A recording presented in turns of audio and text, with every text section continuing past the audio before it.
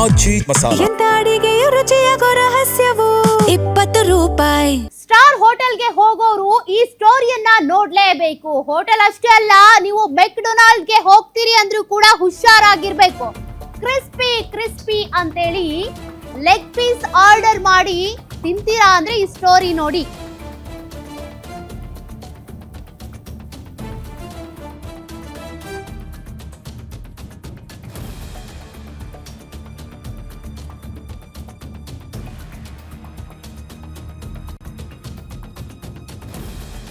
ಬಾಯಿ ಕೆಟ್ಟೋಗಿದೆ ಅಂತ spicy wing piece ಅನ್ನ ತಿನ್ನೋಣ ಅಂತ ನೀವು ಹೋಗ್ತೀರಾ?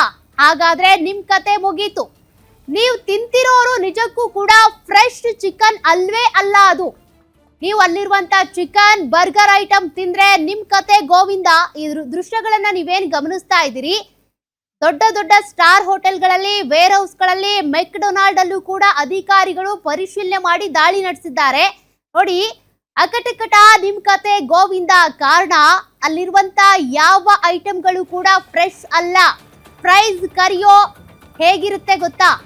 ಇನ್ನು ಒಂದು ಬಾರಿ ಹಾಕಿದ ಎಣ್ಣೆಯನ್ನೇ ಪದೇ ಪದೇ ಬಳಸ್ತಾ ಇದ್ದಾರೆ ಅನ್ನೋದು ಗೊತ್ತಾಗಿದೆ. ಅದು ವಿಷಕಾರಿ. ಹಂಗಿದ್ರು ಕೂಡ ಅದನ್ನೇ ಇಲ್ಲಿ ರಿಪೀಟ್ ಮಾಡಲಾಗ್ತಾ ಇದೆ.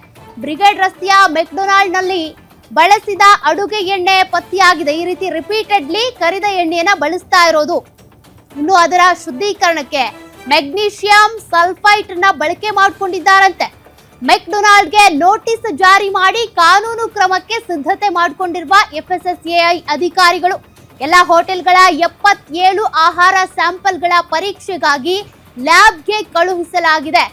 UB ಸಿಟಿಯ ಸ್ಕೈ ಹೋಟೆಲ್, ಇನ್ನು ಪೆಗ್ಸ್ ಅಂಡ್ ಬಾಟಲ್ಸ್ ನ ಕಿಚನ್ ಕೂಡ ಸೀಸ್ ಮಾಡಲಾಗಿದೆ. ನಿಯಮ ಉಲ್ಲಂಘಿಸಿದ ಹೋಟೆಲ್ಗಳಿಗೆ ನೋಟಿಸ್ ಜಾರಿ ಮಾಡಲಾಗಿದೆ. ಅಲ್ಲಿ ಏನೇನು ಸೀಸ್ ಮಾಡಿದ್ದಾರೆ ಅನ್ನೋದನ್ನ ನೀವು ಈಗಾಗಲೇ ಗಮನಿಸ್ತಾ ಇದ್ದೀರಿ ಗ್ರಾಫಿಕ್ಸ್ ನಲ್ಲಿ. ಏನೇನ್ ಕೆಟ್ಟೋಗಿರೋ ಪದಾರ್ಥಗಳನ್ನ ಬಳಸ್ತಾ ಇದ್ರು, ರಿಪೀಟೆಡ್ಲಿ ಕರಿದೆಣ್ಣೆಯನ್ನೇ ಬಳಸ್ತಾ ಇದ್ರು ನೋಡಿ. ಫಂಗಸ್ ಬಂದಿದ್ದ 276 ಕೆಜಿ ಕೊಳೆತ ತರಕಾರಿ ಸೀಸ್ ಮಾಡಲಾಗಿದೆ. 45 ಲೀಟರ್ ಎಕ್ಸ್ಪೈರ್ಡ್ ಆಗಿರುವಂತ ಹಾಲು, ಮೊಸರು. ಸ್ಟಾರ್ ಹೋಟೆಲ್ಗಳು, ಮೆಕ್ಡೊನಾಲ್ಡ್ಗಳು ಇಲ್ಲಿ ಬಳಸ್ತಾ ಇರುವಂತ ಪದಾರ್ಥಗಳು ಎಷ್ಟು ಕೆಟ್ಟ ಹೋಗಿವೆ. ಅದನ್ನ ತಿಂದ್ರೆ ನಿಮ್ ಕತೆ ಏನಾಗುತ್ತೆ ಅಂತ. ಎಲ್ಲೋ ಹೋಗಿ ಏನೋ ತಿಂದು ಬಂದ್ವಿ ಅಂದ್ರೆ ಫುಡ್ ಪಾಯ್ಸನ್ ಆಗುತ್ತೆ, ಆಸ್ಪತ್ರೆಗೆ ಅಡ್ಮಿಟ್ ಆಗ್ತಾರೆ, ಅನೇಕರ ಜೀವಕ್ಕೆ ಅಪಾಯ. ಹಂಗಿದ್ರು ಕೂಡ ಸ್ಟಾರ್ ಹೋಟೆಲ್ಗಳು ಅಂತ ಸ್ಟಾರ್ ಕೊಡೋದೇನಕ್ಕೆ? ಹೈಜೆನಿಕ್ ಮೇಂಟೈನ್ ಮಾಡಿದ್ದಾರೆ ಅಂತ, ಅವ್ರ ಸರ್ವಿಸ್ ಚೆನ್ನಾಗಿರುತ್ತೆ ಅಂತ, ಚೆನ್ನಾಗಿದೆ ಫುಡ್ ಅಂತ. ಆದ್ರೆ ಇಲ್ಲಿ ಆ ಪದಾರ್ಥಗಳನ್ನ ನೋಡ್ಬಿಟ್ರೆ ನೀವು ಕೂಡ ಶಾಕ್ ಆಗ್ತೀರಿ.